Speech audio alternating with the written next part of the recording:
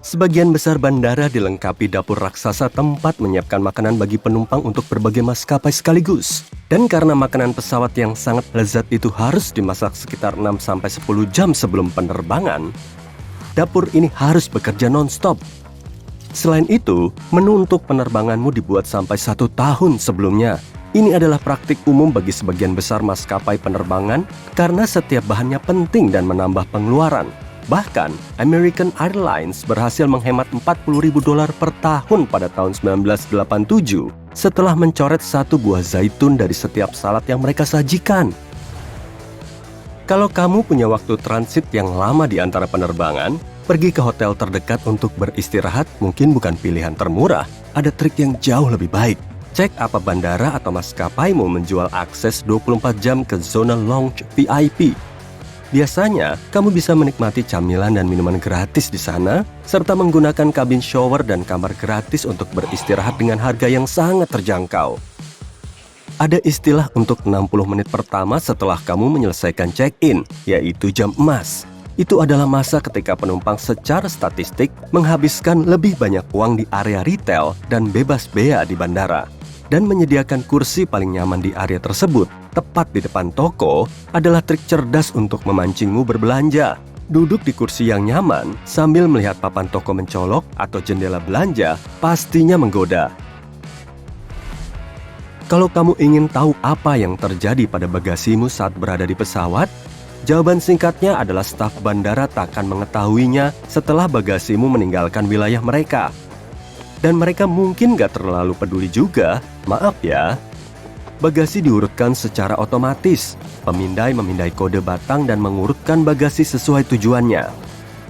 3 tugas utama penanganan bagasi bandara adalah memindahkan tasmu dari area check-in ke pintu gerbang, untuk memindahkannya dari satu gerbang ke gerbang lainnya saat kamu punya koneksi, dan untuk memindahkan tasmu dari pesawat ke area pengambilan bagasi. Dan itu saja. Jadi, kalau bagasimu tidak bergerak cukup cepat, penerbangan lanjutanmu bisa terlambat. Atau sebaliknya, tasmu mungkin sampai ke tujuan sebelum kamu sampai karena kamu terjebak di tempat pemeriksaan paspor. Masalah lain bisa muncul kalau kamu lupa merobek stiker lama yang menunjukkan tempat tujuan berbeda. Kalau ini yang terjadi, pemindai mungkin mengirim bagasimu ke negara lain. Kamu tiba di bandara, sudah menantikan untuk menjauh beberapa minggu dari pekerjaan dan semua masalah sehari-harimu, memarkir mobilmu di tempat parkir, dan kemudian mengetahui bahwa kamu akan mengeluarkan banyak uang untuk meninggalkan mobilmu di sana. Kenapa semahal ini ya? Faktanya, tempat parkir bandara adalah bisnis, layaknya bisnis lainnya. Tanah tempat lahan ini dibangun, konstruksi lahan itu sendiri, serta pemeliharaan semuanya begitu sudah beroperasi. Semua itu membutuhkan banyak uang. Dan seseorang jelas harus membayarnya. Selain itu, memarkir kendaraan tepat di sebelah bandara sangat memudahkanmu, sehingga wajar kalau biaya akhirnya lebih tinggi. Kalau kamu tak siap merogoh saku dalam-dalam untuk mendapatkan kenyamanan ekstra ini, silahkan naik taksi. Jejak kondensasi, jejak putih yang sering ditinggalkan pesawat di ketinggian, sering disalahartikan sebagai asap mesin. Padahal sebenarnya cuma uap air. Selama penerbangan, uap air di udara terkumpul di mesin sebelum dibuang bersama knalpot. Udara panas basah yang keluar dari mesin bercampur dengan udara dingin dan kering yang ditemukan di ketinggian, menghasilkan garis tipis uap panjang. Kelembapan menentukan kapan jejak ini terbentuk dan berapa lama tetap terlihat. Jika di atas sana sudah lembab, maka ada lebih banyak air dan jejaknya lebih terlihat.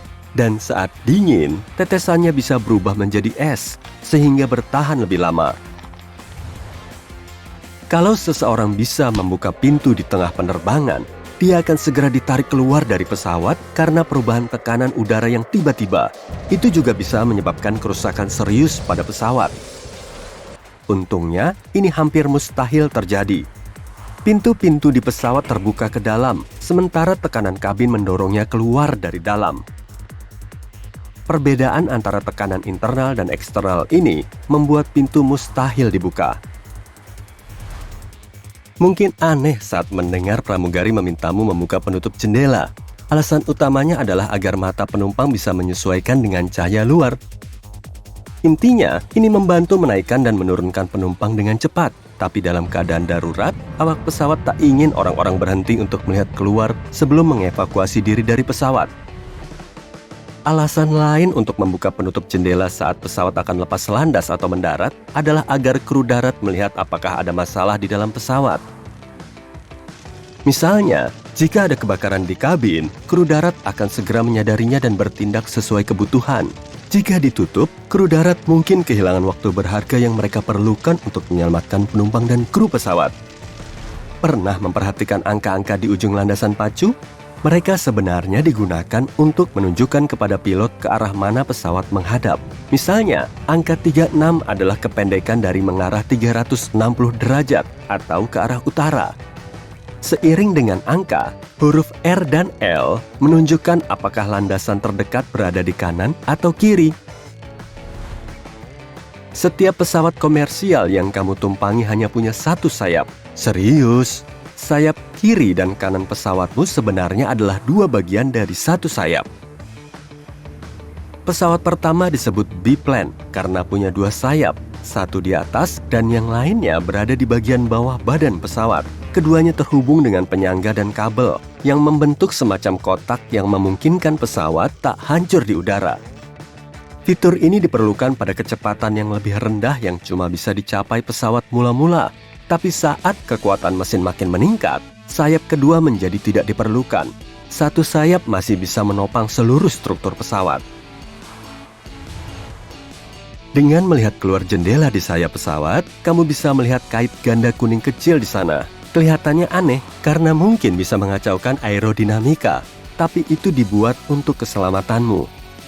Dalam pendaratan darurat, kait ini digunakan untuk mengamankan tali yang membantu penumpang keluar dari pesawat lewat sayap. Kalau licin, tali akan membantumu menjaga pijakan agar tak jatuh saat turun. Ada beberapa aliran udara yang sangat cepat di atmosfer planet kita. Jalurnya berkelok-kelok, tapi ada aliran yang kurang lebih konstan, sehingga memungkinkan pesawat penumpang untuk menggunakannya. Saat terbang mendekati arus jet, pesawat mungkin menyesuaikan arah arusnya dan terbang jauh lebih cepat karena didorong oleh arus ini. Banyak maskapai penerbangan memanfaatkannya demi memotong biaya bahan bakar dan membuat perjalanan udara lebih cepat. Awan, terutama awan petir, bisa menunjukkan adanya area turbulensi di depan. Namun, terkadang turbulensi udara jernih bisa terjadi dan pesawat bisa jatuh beberapa kaki dan mulai bergetar tanpa peringatan. Itu terjadi saat dua badan udara bertabrakan pada kecepatan sangat tinggi.